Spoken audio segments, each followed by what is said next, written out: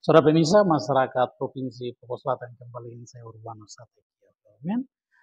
Saya hadir lagi, saya ingin menampilkan jejak awal sosok seorang Paskalis Himadawa waktu mulai datang dari tim-tim NTT, dari tim-tim. Beliau datang ke Merauke di tahun 2016, saya coba datang dan mewawancarai beliau tentang apa yang beliau berpikir, konsep apa yang beliau datang dengan tujuan itu dan akan mengawal aspirasi masyarakat pada saat itu. Dan beliau punya prinsip berbicara tentang masyarakat akar rumput sangat kuat sekali pada saat itu. Dan saya memiliki sejumlah dokumen dari bagaimana beliau menerima pengaduan dari masyarakat tentang menyuarakan hal-hal yang menurut beliau pantas untuk disuarakan suara masyarakat. Dalam arti saat ini beliau pernah pada saat di Merauke memimpin masyarakat, kawal masyarakat pada saat demo-demo. Dan satu sekali yang menarik saya coba mau tampilkan, beliau datang dengan mengambil surat pindah dari tim-tim NTT, lalu beliau tiba di Merauke, beliau proses KTP-nya, domisili tinggal, dan lain sebagainya. Kita ikuti dan beliau juga akan berbicara tentang bagaimana untuk niat membantu perusahaan untuk ikan-ikan mereka harus dijual. Pada saat itu kan moratoriumnya keluar dan beliau juga ada berbicara tentang hal itu. Kita dengar suara langsung dari Paskalis Himadawa. Ini fakta. Ini fakta. Karena di dalam radius kota Merauke ini tidak ada orang lagi, tidak ada orang asli Papua yang bisa mau tinggal bertahan di situ. Tidak bisa. Sekarang orang asli Papua itu sudah tergeser ke pinggir-pinggir. Nah, kota. Lalu ketika dalam hal permukiman orang asli Papua sudah seperti itu berarti bahwa orang asli Papua sedang disingkirkan dari semua sistem.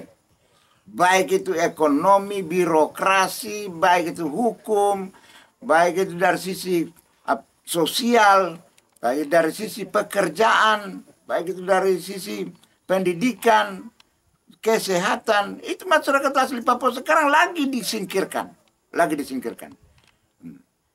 Lalu sekarang saya mau katakan bahwa pemerintah, tadi saya katakan teknik bermain catur saja. Pemerintah tidak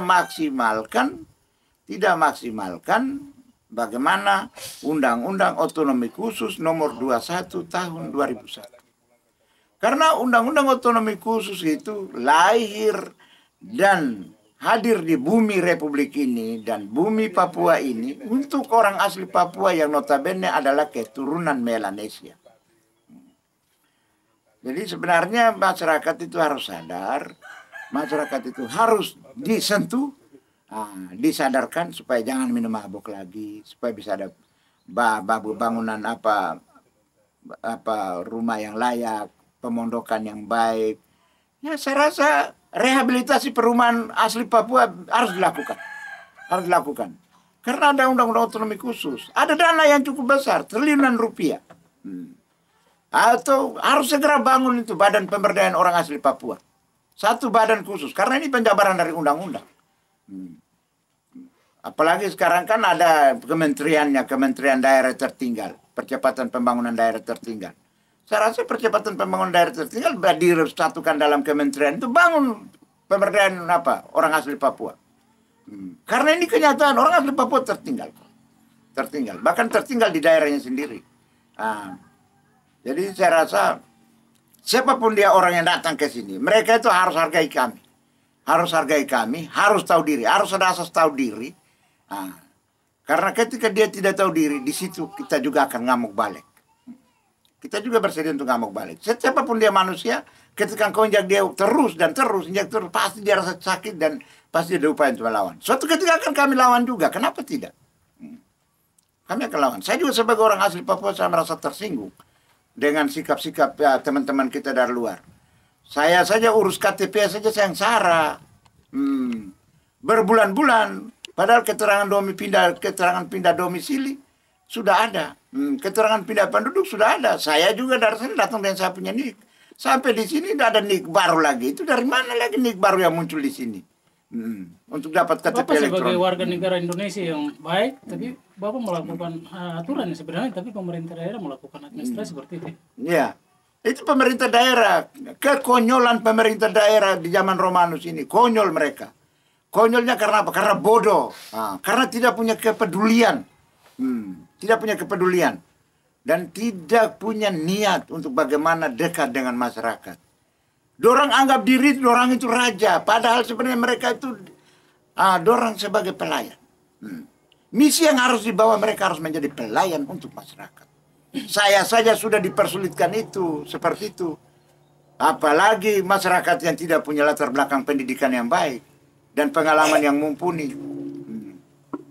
Itu lebih fatal, lebih rusak itu, lebih hancur itu orang-orang kecil.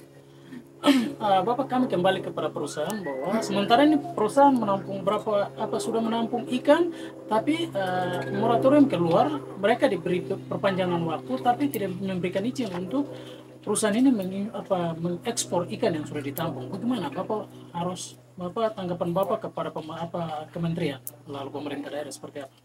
Ya. Saya pikir kalau soal soal ikan yang sudah ada sekarang, ikan yang sudah ada, saya rasa itu tidak bisa perusahaannya dimoratoriumkan. Ikan yang sudah terlanjur ada di dalam di dalam penampungan atau di dalam itu cool box, kalau sampai ikan itu juga ditahan, itu kan bodoh. Itu kan itu kan kebijakan yang model apa lagi? Ikannya harus segera dijual. Karena karyawan selama ini dibayar. Itu yang saya dengar informasi. Karyawan selama ini dibayar walaupun perusahaannya sudah dimoratoriumkan. Walaupun perusahaan tidak lagi eksen, tidak lagi bekerja seperti biasa, tidak lagi berjalan seperti biasa, tapi karyawan tetap dibayar. Karyawan walaupun dia tidak kerja tetap dibayar. Penerangan pun begitu. Walaupun tidak beroperasi perusahaannya, tapi penerangan tetap jalan. Penerangan. Nah sekarang ikannya kalau ditahan, ada maksud apa? Ini patut kita pertanyakan bersama kepada pihak Kementerian Kelautan. Pihak Kementerian Kelautan dia tidak tahu bahwa ikan itu ada atau tidak. Yang tahu itu adalah pemerintah kabupaten. Jadi harus bertanya kepada pihak pemerintah kabupaten. Maksud apa kamu tahan itu ikan? Karena kalau bertahan di situ sementara lampu kalau tidak nyala lagi sekarang, tidak ada arus listrik ke sana, tidak ada aliran listrik ke sana. Yang jelasnya ikan itu rusak. Jadi sebenarnya itu saya rasa kalau ikannya juga turut ditahan itu bodoh. Dan itu cocoknya dia datang langsung tinggal bakar buang itu perusahaan toh. Dia punya aset saja langsung dibakar buang saja. Jangan dilakukan penipuan. Itu kebijakan yang ada modus lain. Ada modus lain. Kalau sampai ikannya juga ditahan. Ikan yang sudah terlanjur ditangkap harus segera dijual. Harus segera dilepas. Kemana tempat mereka biasanya bawa itu. Tapi kalau sampai ikannya juga ditahan, ada maksud apa? Administrasi saja kau tahan. Tapi kebijakan-kebijakan yang bersifat untuk sementara tetap harus dilakukan.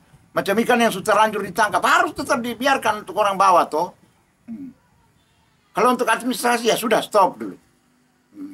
Tapi ikan yang sudah terlanjur ditangkap, harus segera dijual. Begitu maksud saya. Saya pikir sudah banyak. Terima kasih Bapak. Terima kasih. Ya, sudah pemirsa, kita sudah dengar begitu jelas penjelasan-penjelasan yang disampaikan oleh Bapak Paskalis Simadawa waktu datang di tahun 2015 dan apa yang beliau punya komitmen dan kita tadi sudah dengar seperti itu. Saudara, ikuti saya terus, saya akan hadir dengan dokumentasi-dokumentasi dari awal.